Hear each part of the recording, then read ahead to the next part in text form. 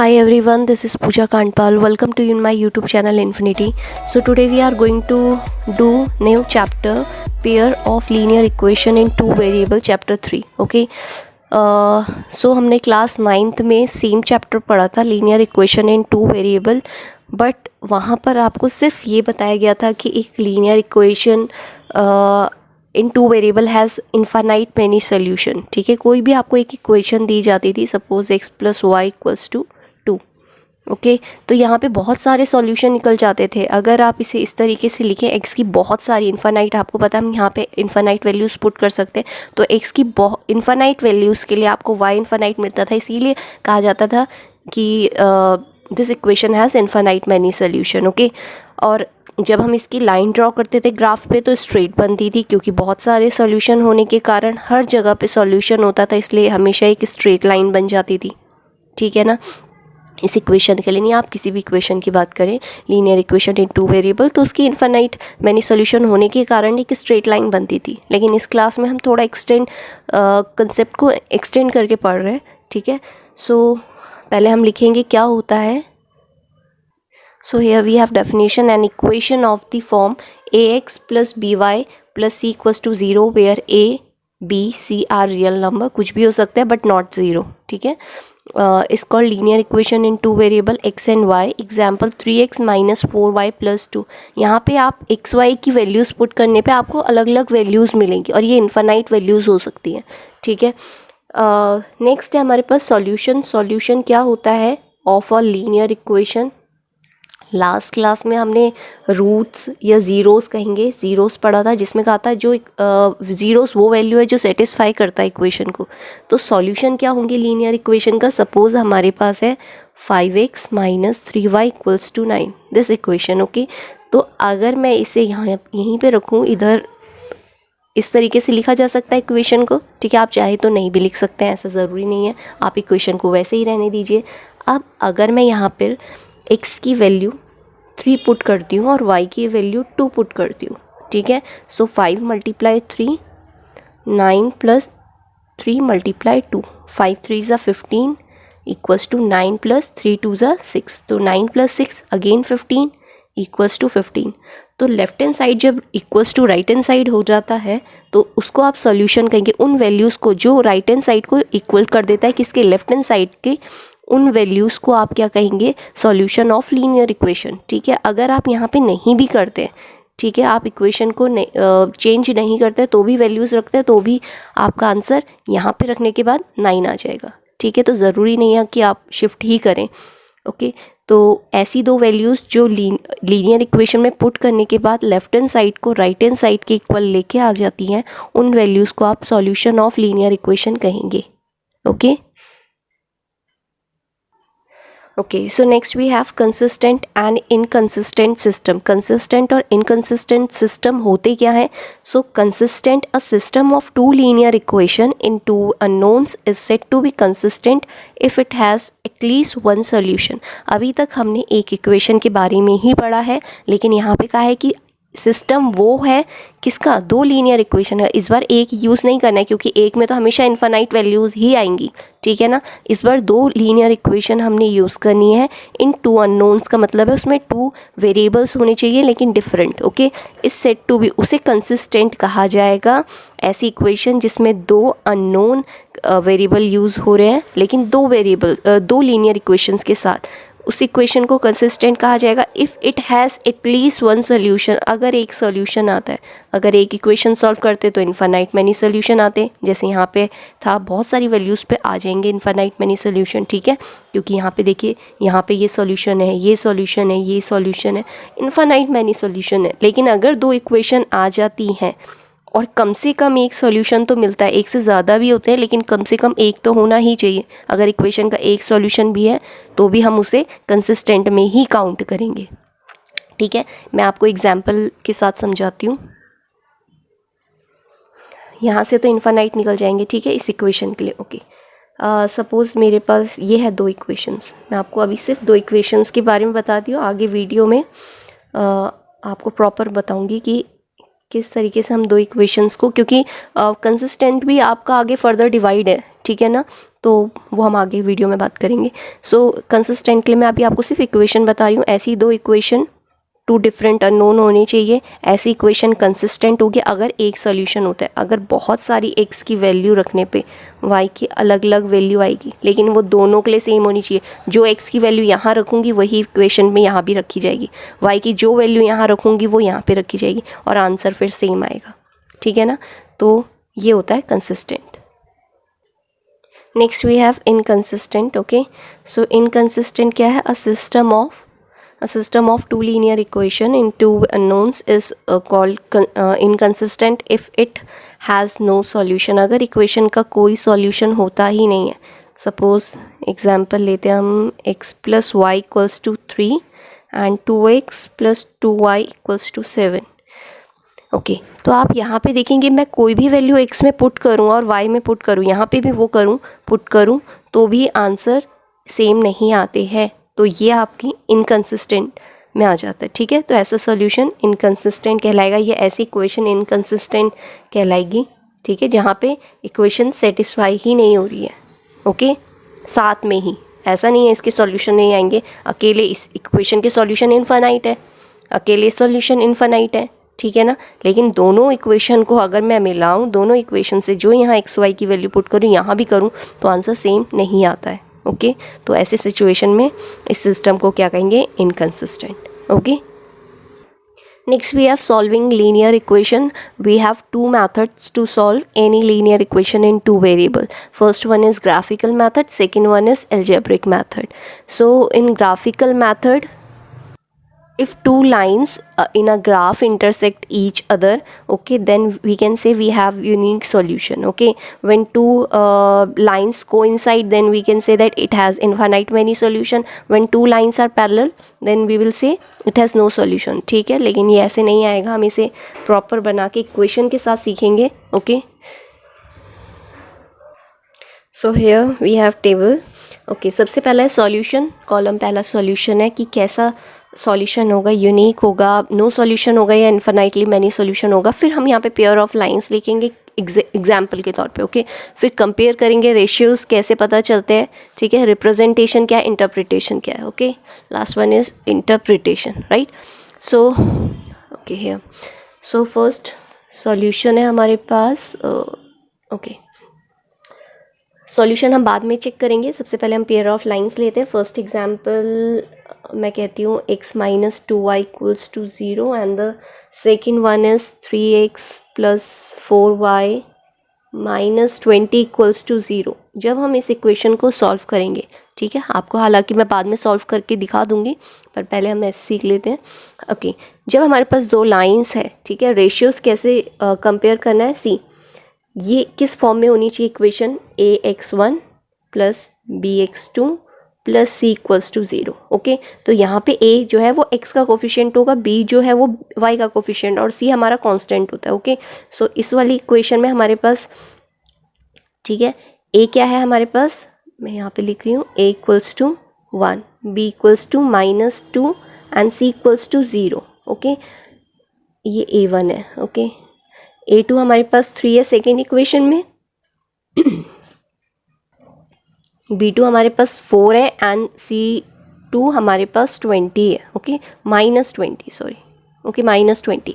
अब कंपेयर कैसे करना है, अगर ratios a1 upon a2, okay, a1 upon a2 अगर नॉट इक्वल्स टू है b1 अपॉन b2 के, देख सकते हैं आप 1 अपॉन 3 इक्वल नहीं है माइनस 2 अपॉन 4 के, क्योंकि हम इसे कैंसिल करेंगे 1 अपॉन 2 आ जाएगा, लेकिन यहाँ पे 1 अपॉन 3 है, ठीक है ना।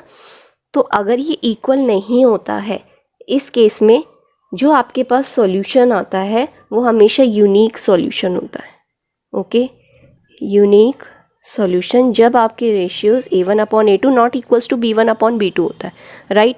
लेकिन इसका रिप्रेजेंटेशन क्या होता है, इसका मतलब क्या होता है, अगर दो लाइन दोनों ही इक्वल नहीं है रेशियोज, तो इसका मतलब है इंटरसेक्टिंग लाइन्स होगी। ये दोनों लाइन जो है वो इंटरसेक्टिंग है, कहीं ना कहीं पे इंटरसेक्ट करेंगी एक जगह पे, ठीक है। और इंटरसेक्टिंग लाइन है तो इंटरप्रिटेशन क्या है इसका, कि एग्जैक्टली वन सोल्यूशन, ठीक है, यूनिक बोल दिया है तो एग्जैक्टली वन सोल्यूशन है।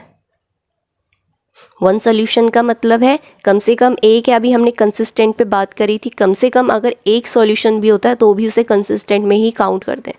सो दिस वन इज कंसिस्टेंट, क्योंकि कम से कम एक तो सॉल्यूशन है. Okay, next we have second.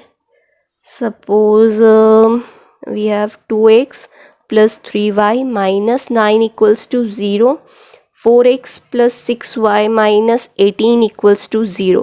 In this case आप देखोगे a1 आपके पास 2 है, b1 यहाँ पर 3 है एंड c1 हमारे पास -9 है, a2 हमारे पास 4 है, b2 हमारे पास 6 है एंड c2 हमारे पास -18. अब मैं चेक करती हूँ ratios a1 upon a2. Okay, 2/4 है, मैं कैंसिल करूँगी तो 1/2 आएगा, इज इक्वल टू 3 1 ज़ा 3, 3 2 ज़ा 6, तो 1/2 यहाँ पे भी आया, यहाँ पे भी आया.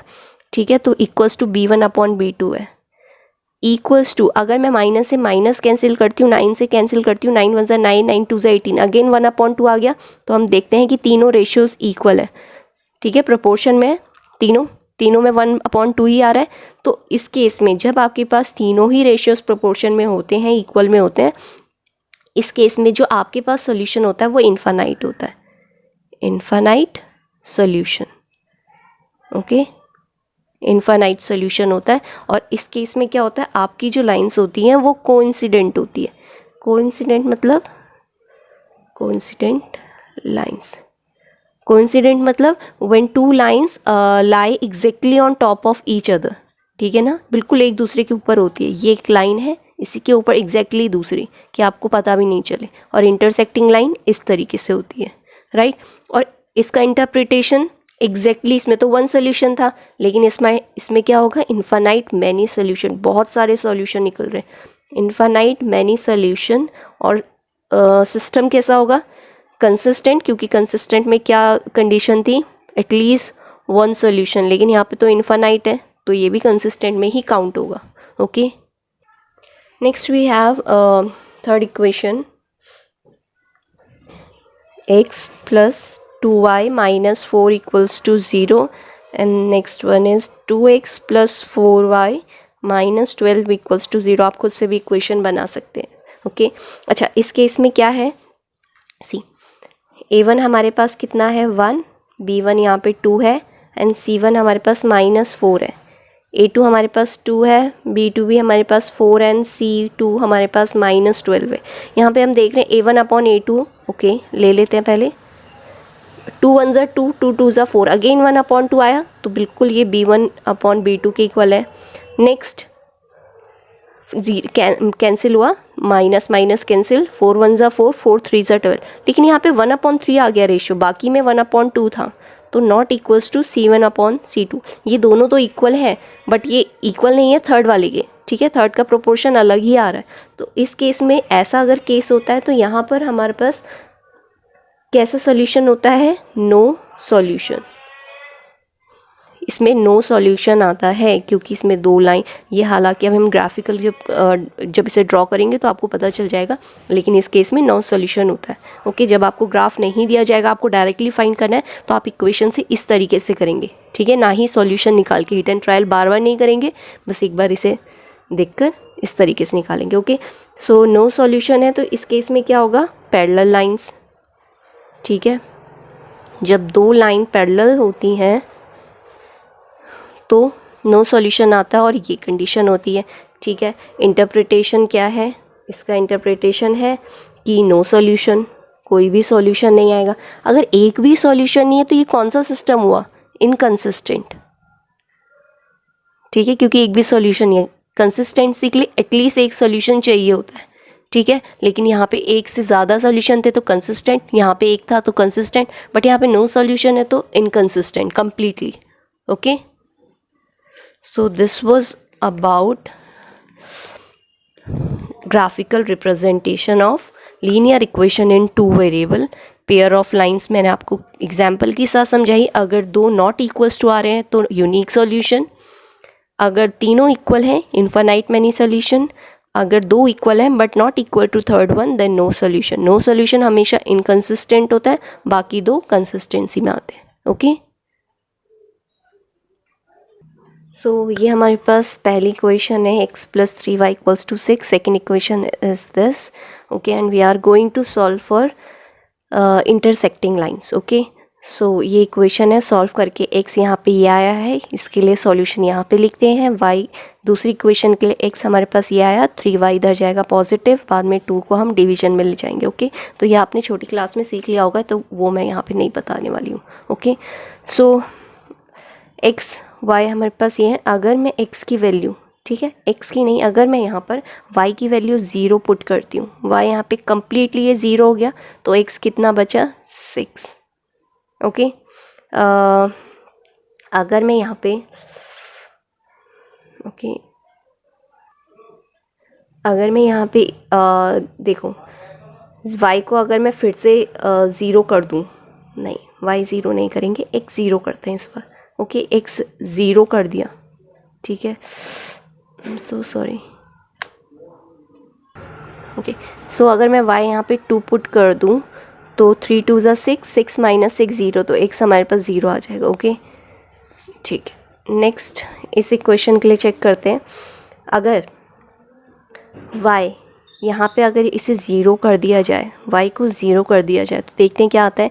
ये कम्प्लीटली 0, ठीक है, सिर्फ 12 बचेगा, अपॉन 2 बचेगा. 2 6 ज़ा 12, तो x क्या आएगा, 6. ठीक है. नेक्स्ट अगर मैं यहाँ पर y को -2 कर दूँ, ठीक है, तो -2 और 3 कितने हुए, 6 माइनस 6, सो 12 माइनस 6 इज़ 6. ठीक है, 6 अपॉन 2 इज़ 2 3 ज़ा 6, सो x इज़ अवर 3. ठीक है, ये आप खुद सॉल्व करने की कोशिश करिए तो ईजी है. ठीक है, तो हमारे पास ये फ़िलहाल सॉल्यूशन आ गए. ओके, सो पहले में x हमारे पास 6 है, x 6 है, y 0 है, तो यहाँ पे प्लॉट होगा पॉइंट. ठीक है. नेक्स्ट हमारे पास 0 है और 2 है. x 0 0 यहाँ पर है, y 2 है, तो y की साइड जाएंगे, ये है 2. ओके, तो इन दोनों को ज्वाइन कर देते हैं फिलहाल.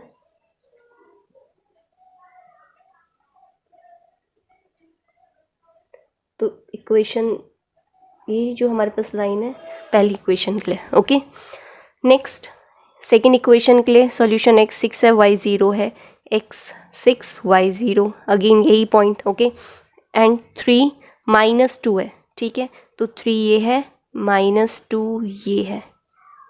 ठीक है, ऑलमोस्ट ये पॉइंट. ओके,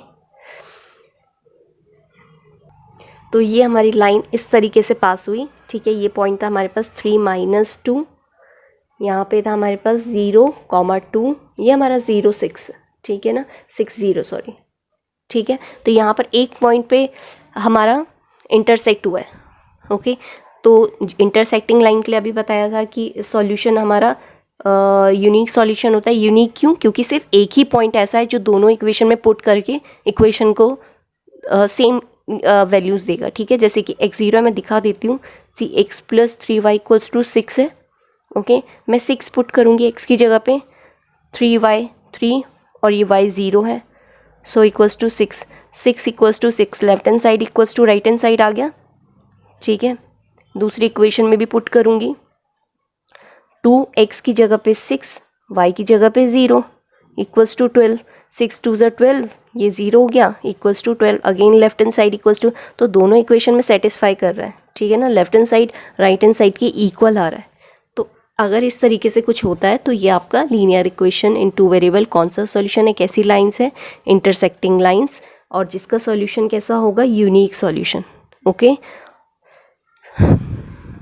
ओके, नेक्स्ट हम सॉल्व कर रहे हैं for coincident lines. Okay, so हमारे पास दो लाइन्स है, x plus y equals to 4, 2x plus 2y equals to 8. Okay, पहली इक्वेशन के लिए x फाइंड करते हैं, फिर दूसरी इक्वेशन के लिए.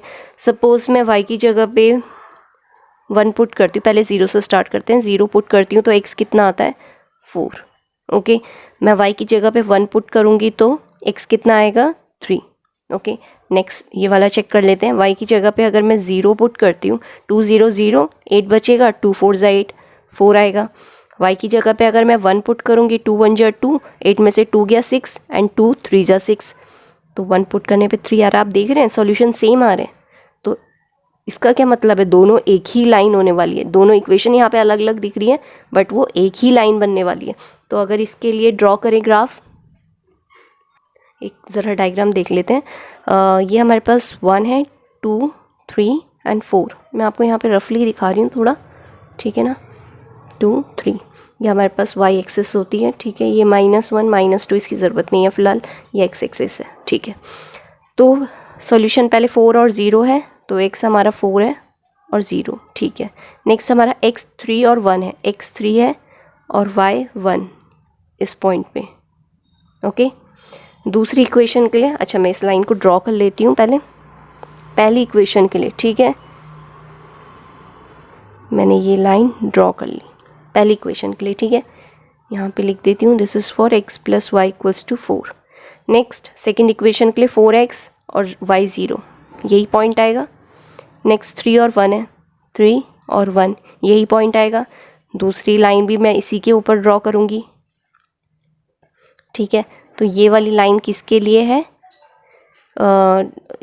ये सॉल्यूशन 2x + 2y = 8। तो आप देख रहे हैं एक ही लाइन पे ड्रॉ हो रहे हैं सारे सॉल्यूशन। तो इस केस में कौन सी लाइन होती है, कोइंसिडेंट लाइन, मतलब एक दूसरे के साथ है, एक दूसरे के ऊपर है, ठीक है। तो इस केस में हमारे पास कैसे सॉल्यूशन आते हैं, इन्फानाइट मैनी सॉल्यूशन। देख रहे हैं हर सॉल्यूशन है, तो ये इन्फानाइट मैनी सॉल्यूशन। लेकिन यहाँ पे हर सॉल्यूशन तो सेटिस्फाई नहीं हो रहा था, सिर्फ एक ही सॉल्यूशन सेटिस्फाई कर रहा था इक्वेशन। यहाँ पे हर सॉल्यूशन सेटिस्फाई करेगा, हर इक्वेशन में पुट करूँगी, लेफ्ट हैंड साइड हमेशा equal to right hand side आएगा, okay. Last we have example for parallel lines, okay. 2 equations हमने ले लिए हैं। ये इक्वेशंस आप खुद भी बना सकते हो, क्योंकि मैंने आपको बता दिए थे A1 A2 किसके इक्वल होना चाहिए और किसके नहीं होना चाहिए। तो आप इक्वेशन खुद से भी बना सकते हैं, ओके। और पहचान भी सकते हैं अगर इक्वेशन आपको गिवन है, ठीक है। तो हमारे पास ये इक्वेशन है, यहाँ से हम y की वैल्यू निकाल लेते हैं। तो 2x - 5 = 3y हो जाएगा। यहाँ से y कितना आएगा, 2x - 5/3 = y। नेक्स्ट हमारे पास ये है, तो यहाँ से भी y चेक कर लेते हैं। 6y अगर 6y = 3 + 4x और y कितना आ जाएगा, 3 + 4x/6, ओके। ओके, तो चेक करते हैं। अगर x में यहाँ पर 1 रखूँ, ठीक है, x में 1 रखती हूँ तो कितना आता है, 2 1 = 2 -5 -5 में से 2 सब्ट्रैक्ट हुआ तो -3 -3/3 -1, ओके। अगर मैं 4 रखूँ, 4 2 = 8 8 में से 5 गया 3 तो 1 आएगा। तो 4 रखने पे 1 आता है। यहाँ पे चेक करते हैं, अगर मैं यहाँ पे, ठीक है, इन्हीं सॉल्यूशन के लिए मैं एक बार चेक कर रही हूँ क्या आता है। अगर मैं यहाँ पे 1 पुट करूँ x की जगह पे, तो 4 1 = 4 4 + 3 6 सॉरी 4 + 3 7 7/6। तो 7/6 ये पॉइंट में आ जाएगा, 1 पॉइंट। लेकिन यहाँ पे तो -1 है, ठीक है। तो आप देख रहे हैं सेम तो आ नहीं रहा है, तो मैं कोई ऐसी वैल्यू ले लेती हूँ जो ईजी हो पुट करने में, ठीक है। चलो एक बार ये भी देख लेंगे। हमने क्या पुट किया था, 1, तो हमारे पास 7/6 आया, ओके। नेक्स्ट अगर मैं 0 ले लूँ, ये 0 हो गया, 3/6 मतलब 1/2, ठीक है। तो अगर हम इसे ग्राफ में, ओके, सो पहले हम पहली इक्वेशन के लिए x अगर हमारा 1 है तो y कितना आ रहा है, -1, ये पुट हो गई वैल्यू, ओके। नेक्स्ट 4 है, x अगर हमारे पास 4 है तो y हमारे पास 1 होना चाहिए, ठीक है, ओके। तो ज़रा देखते हैं ज्वाइन करके, ठीक है। तो यहाँ सॉरी, ओके, तो ये हमारी लाइन है पहली इक्वेशन के लिए, 2x - 3y = 5 के लिए, okay. Next we have x = 1 and y = 7/6 which is equals to 1.1 something, okay. तो वो यहीं पर आएगी, ठीक है, सॉरी यहाँ पर 1x का हो गया, ये 1.1 ये है ऑलमोस्ट, ठीक है। अगर हम इसे ग्राफ में करते तो बहुत अच्छे से दिख जाएगा उसमें। नेक्स्ट अगर हम एक 0 ले लें तो y हमारे पास 1/2 1/2 मतलब 0.5, ओके। तो almost sorry this one, okay.